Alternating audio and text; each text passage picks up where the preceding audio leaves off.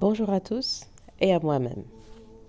Aujourd'hui, je parle des schémas répétitifs. Ça a l'air compliqué comme ça, mais en fait, c'est simple. C'est des choses qu'on refait, qu'on a l'impression de refaire, ou des situations dans lesquelles on se retrouve périodiquement, où on se demande, mais est-ce que j'ai pas déjà vécu ça? Est-ce que je n'ai pas déjà été dans ce type de situation? Est-ce que je n'ai pas déjà eu ce type de problème? Mais pourquoi ça revient? Qu'est-ce qui fait que je me retrouve toujours là-dedans? Qu'est-ce que je fais? Qu'est-ce que je fais mal? Donc, on se retrouve un peu à se poser plein de questions, à se poser des questions parce que on ne comprend pas comment ça se fait que je me retrouve avec le même type de personne, dans le même type de problème, dans le même type de situation. Ou quand c'est bien, enfin, j'ai l'impression qu'on ne se pose pas trop de questions. On aime bien quand c'est bien, mais avec le bien, on essaye de rester dedans. On ne se pose plus de questions.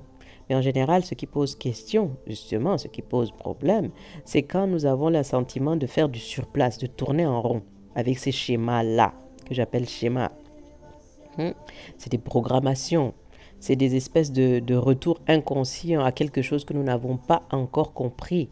C'est comme si dans la vie, il y a quelque chose qui nous ramène à ce point-là, point de départ. On revient comme si on revenait à un point de départ pour mieux repartir et éventuellement mieux achever ce qu'on a commencé avant. Je m'explique. Je fais quelque chose, je ne sais pas, je travaille dans une entreprise et j'ai l'impression que je me retrouve toujours avec le même type de personnes. Et évidemment, ça ne se passe pas super bien. Ou bien ça commence bien et ça finit mal. À la fin, disons, la personne part. Et puis elle se retrouve encore dans une autre entreprise. Et ça se répète. Et ça se répète. On dit, mais qu'est-ce que j'ai fait? Comme on dit, qu'est-ce que j'ai fait au bon Dieu? Non, pour moi, c'est quelque chose qu'il y a à comprendre. Et comme ce n'est jamais exactement la même situation, il y a toujours quelque chose qu'on a compris. Mais la première étape, la vraie première étape, c'est quand on commence à se rendre compte que, mais j'ai l'impression d'avoir déjà vécu ça. Mais j'ai l'impression d'avoir déjà rencontré ce type de personne. Mais j'ai l'impression que, en fait, la réalisation de cet état, c'est la première étape. La deuxième, c'est quand on commence à savoir comment éviter certains types de personnes. Par exemple, on sait, ce type de personne, quand je le rencontre, souvent, ça ne se passe pas très bien.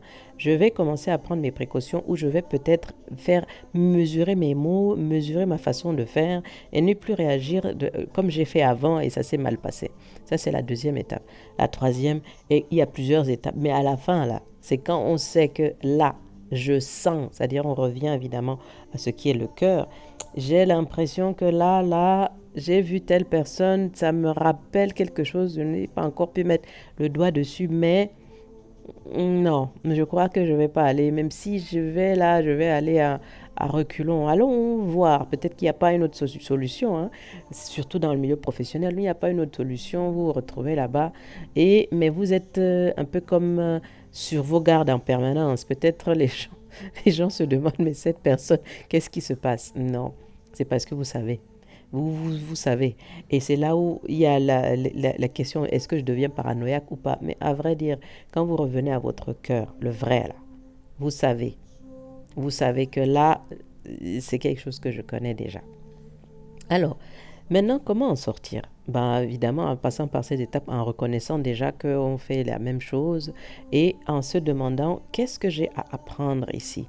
Qu'est-ce que j'ai appris? Parfois, c'est un lâcher-prise, parfois, c'est un pardon, hein, se pardonner à soi-même déjà et ensuite pardonner à ceux qui sont en face. Et troisièmement, ne plus rien prendre personnellement. Au Cameroun, on m'a dit, on me disait souvent, enlève les organes. Ce n'est pas quelque chose de violent, hein. C'est-à-dire enlève ces sentiments, cet accrochage que tu as vis-à-vis de telle situation, de telle personne. Non, il faut vraiment enlever. Quand on arrive à enlever là, on se rend compte que les choses tournent différemment. Mais même quand on revient dans un schéma répétitif, il y a toujours, imaginez une espèce de spirale qui ne revient jamais au même endroit. C'est pas un cercle. Vous avez appris quelque chose, donc vous avancez et puis vous recommencez, vous avancez, vous retournez, vous avancez. Donc c'est toujours quelque chose d'évolutif dans tous les cas. Il n'y a jamais un retour brutal exactement. Ça, déjà, c'est impossible. Hein. Un retour exact, parfaitement exact, non. Ça se ressemble et c'est pour ça qu'il y a la petite alarme qui se déclenche là. Donc, reconnaître la situation. 2, commencer à prendre des dispositions. 3, se questionner par rapport à ce que vous avez, ce que nous avons à apprendre. Et quatrièmement, être toujours dans ce ressenti-là pour savoir ce qui est juste ou pas par rapport à nous. Et cinquièmement, évidemment, laisser.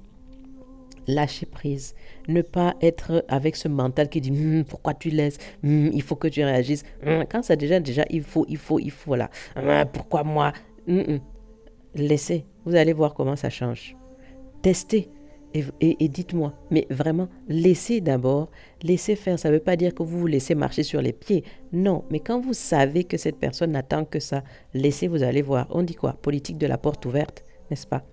Ça, je parle évidemment dans le cas des conflits.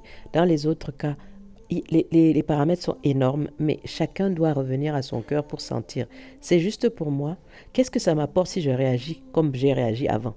Si ça ne m'apporte rien, mieux vaut laisser. Est-ce que si je pardonne à cette personne, ça m'enlève quelque chose? Oui, non. Avancer petit à petit, mais avancer. Première étape, reconnaître les situations de répétition. Merci. C'est un peu long, mais peut-être j'ai même pas encore tout dit. Mais première étape, reconnaître. Et puis, bon, on arrête là. Bonne journée à vous et bon courage dans ces schémas-là.